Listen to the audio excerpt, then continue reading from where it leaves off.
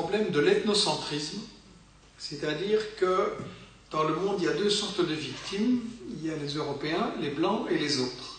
Et ils n'ont pas la même valeur. Et je crois qu'on ne doit pas sous-estimer le fait que nous, Européens, on est des colonialistes depuis 5 siècles. On a colonisé l'Amérique latine, on a exterminé les Indiens, ramené 16 tonnes d'or et d'argent vers l'Europe qui ont servi au décollage du pré-capitalisme à partir du XVIe siècle. Et ça a laissé des traces. L'Église disait, c'est pas grave de tuer un Indien, ils n'ont pas d'âme. Ça, c'était la doctrine officielle de l'Église pour justifier les violences et le pillage économique qui étaient commis. On a redit la même chose après sur les Noirs.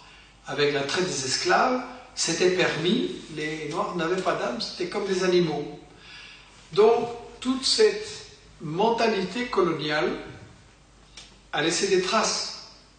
Moi, dans les années 50, j'étais élevé chez les Jésuites, avec une famille bien bourgeoise et réactionnaire, et au catéchisme, on m'apprenait « les Noirs sont par nature indolents et paresseux ». J'ai encore cette phrase qui me trotte dans la tête. Les Noirs sont par nature indolents et paresseux. Les Arabes étaient bien entendu fourbes, les Chinois aussi, et donc finalement il n'y avait que les Blancs qui étaient vraiment bien. Donc on a été élevés là-dedans. Maintenant les choses sont moins crues, plus hypocrites peut-être. Mais je crois que toute cette longue tradition, elle doit bien se résumer par cette idée. C'est Régis Debray qui a exprimé ça d'une très jolie façon. Il a dit à propos des intellectuels français et européens, ils ont enlevé leur casque colonial, mais en dessous la tête est restée coloniale. J'aime bien cette phrase parce que je pense qu'elle montre tout le travail qu'on a à faire par rapport à cette éducation qu'on a reçue à l'école, à la télé, autour de soi. Il y a le mépris de l'homme blanc pour les autres. Il y a des gens, y compris des gens qui se disent de gauche et progressistes, mais qui trouvent toujours de bonnes raisons pour les guerres de la France. Alors ça doit être dit clairement, parce que c'est une divergence que j'ai avec eux et qu'ils refusent de débattre publiquement. On préfère me coller des étiquettes dans le dos, comploteur, antisémiste, conspi, extrême droite éventuellement, vous avez pu entendre ce que j'ai dit, et voir si c'est de l'extrême droite. Et donc, je crois qu'il y a quelque chose qui doit être dit clairement.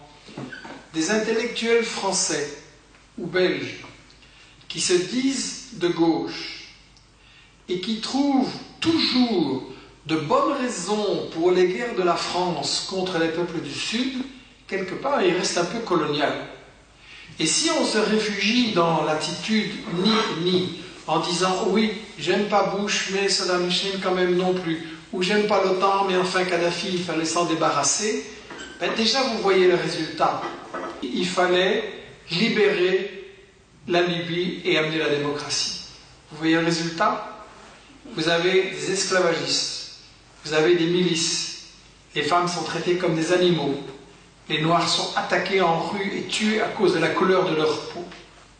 Alors le fait qu'avec Sarkozy, il y avait BHL, mais il y avait aussi une série d'intellectuels de gauche, et parfois très réputés, qui ont dit que c'était une bonne guerre pour la démocratie, mais regardez les résultats. C'est pas à vous, intellectuels français ou européens, à décider qui doit diriger tel ou tel pays. Ça, c'est l'affaire des peuples. C'est l'affaire des peuples, c'est à eux de décider s'ils veulent changer de dirigeants et lesquels ils veulent mettre à leur place et dans quel système social et politique ils veulent vivre. La révolution, ça ne s'exporte pas.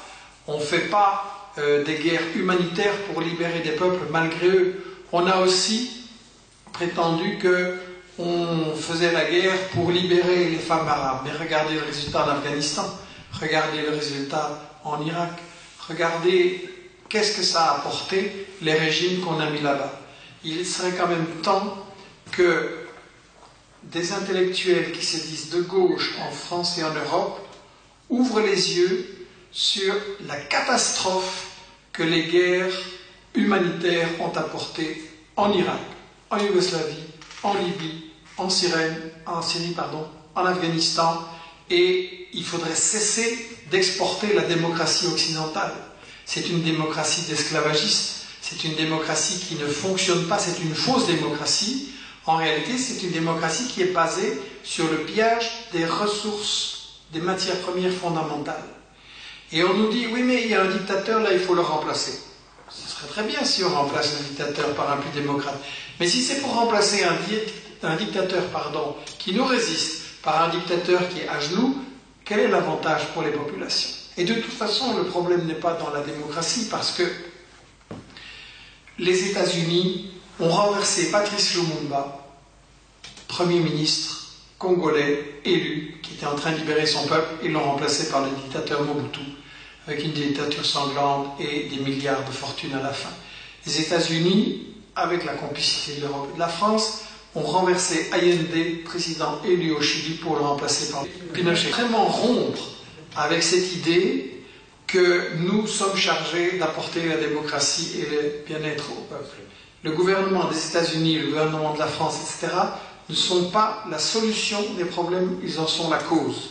Déjà parce que la misère qui a été installée là-bas, c'est la misère provoquée par nos multinationales qui empêchent ces peuples de disposer de leurs richesses. Les dictateurs qui ont été installés là-bas, c'est presque tous des dictateurs qui ont été mis en place par nos multinationales pour défendre leurs intérêts. Donc, il faut vraiment cesser de se prendre pour la solution quand on est le problème. Le monde est en guerre, et je crois que le fait que ça n'est pas sur le territoire européen, c'est effectivement un réflexe ethnocentrique, un réflexe colonial, et il faut voir que l'ensemble des guerres que j'ai mentionnées, ce sont simplement les différents chapitres d'une même guerre globale. La guerre à laquelle on assiste maintenant, c'est une guerre du Nord contre le Sud, c'est une guerre pour savoir qui va contrôler les matières premières, qui va décider quels produits on peut développer dans un pays, qui aura du travail, comment la richesse va être distribuée. On est maintenant dans une situation très très grave. On se retrouve avec 8 personnes qui possèdent autant que la moitié de l'humanité. 8 personnes ont autant de richesses que 3,5 milliards de gens. Il y a 5 ans, il y a 10 ans, il y a 20 ans, c'était des chiffres beaucoup moins... c'était déjà grave, mais c'était des chiffres moins graves, et ça n'arrête pas. Le système qu'on a maintenant, dont la guerre est une méthode de gouvernement fondamentale, ce système est en train de provoquer un écart de richesse énorme. On a 1% qui a de plus en plus, on a 50% qui n'a rien du tout, qui est vraiment dans la survie. Les statistiques officielles montrent qu'il n'y a jamais eu autant de gens dans l'histoire de l'humanité qui ont faim. Il y a des progrès qui sont accomplis dans certaines régions, mais il y a pratiquement 1,5 milliard de gens qui n'ont pas à manger ou pas dans des bonnes conditions. Donc on est vraiment dans une sorte de guerre contre l'ensemble du monde, contre l'ensemble des pays du Sud. Les multinationales fonctionnent selon la logique capitaliste du profit maximum, de la concurrence et donc de l'anarchie du développement économique, de tous les moyens nécessaires pour piller les richesses, contrôler les matières premières, contrôler les main-d'œuvre. Et donc, les multinationales ne peuvent pas devenir raisonnables